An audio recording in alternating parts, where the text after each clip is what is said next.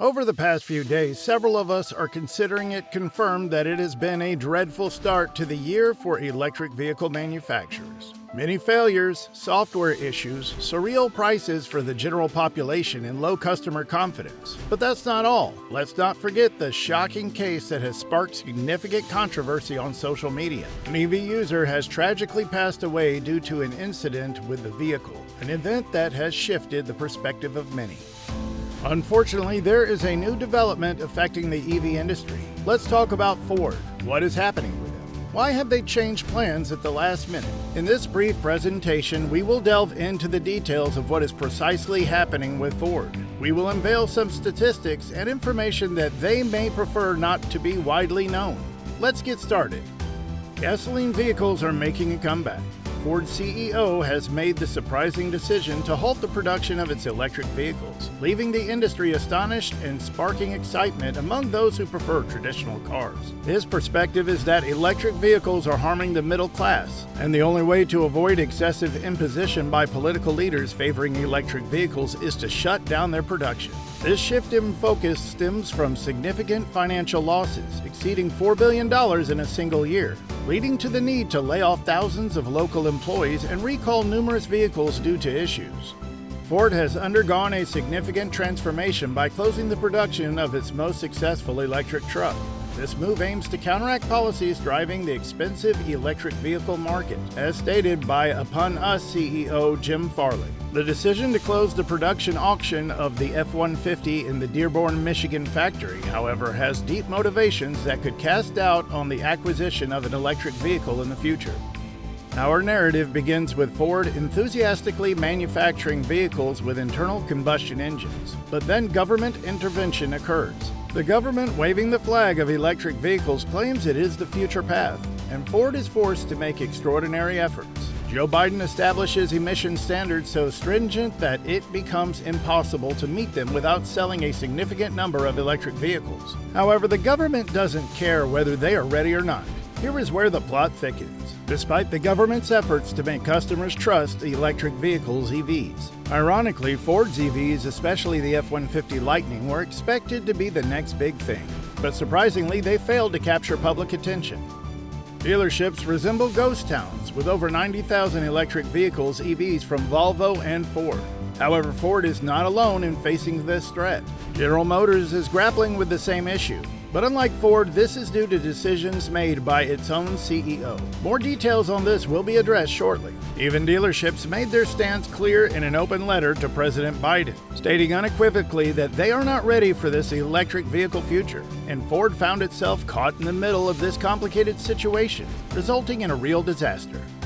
Ford is experiencing significant losses, with a total of $36,000 lost for every electric vehicle sold. This is not an exclusive problem for Ford. The entire electric vehicle market is in chaos as a result of this shutdown. Around 1,400 workers at the Rogue Electric Vehicle Center, where the Lightning model is assembled, are facing the consequences. Half of them will be relocated to a nearby plant to increase gasoline-powered vehicle production. Now let's focus on the most pressing situation. Ford recently had to recall 35,000 units of the Mustang Mach-E EV due to battery issues that could result in a loss of driving power. This episode follows a previous recall of 49,000 Mach-E vehicles. It's like living a recurring nightmare, but Ford's problems don't end there. The company has been the leading car maker in market recalls in the United States for the past 2 years, a record no one would want to hold. In 2022, 68 market recalls were issued, affecting over 8.7 million vehicles. The previous year saw 53 recalls involving 4.5 million cars, costing a staggering $4 billion just to cover warranty expenses. This owner's $90,000 electric truck has been inactive for months, highlighting ongoing quality issues in the company. This is not the first time they have faced challenges. They have had several issues with the launch of new vehicles and their electric vehicle lineup. Ford CEO Jim Farley declares the disconnection of EV production. They have come to the conclusion that their customers still want vehicles with internal combustion engines, targeting loyal gasoline consumers. Turning our attention to other renowned companies, General Motors is embroiled in an even more dramatic situation. They have laid off over 1,000 workers in a week, facing financial chaos on all fronts. The epicenter of this storm is GM CEO Mary Barra, whose decisions raise more than one eyebrow. Mary's strategy focuses on luxury electric vehicles, seemingly overlooking the needs of the common citizen. Her conviction is that more affordable electric vehicles below $30,000 will never be profitable. GM also scrapped its plans to build 400,000 cheap electric vehicles by 2030 and completely abandoned its partnership with Honda. Their cars are some of the least reliable out there, with hundreds of reports of software failures, vehicle brake system problems causing accidents, and poor interior quality despite the high price everyone has to pay. Alright, we get it, so this makes it clear that people don't want to buy electric vehicles.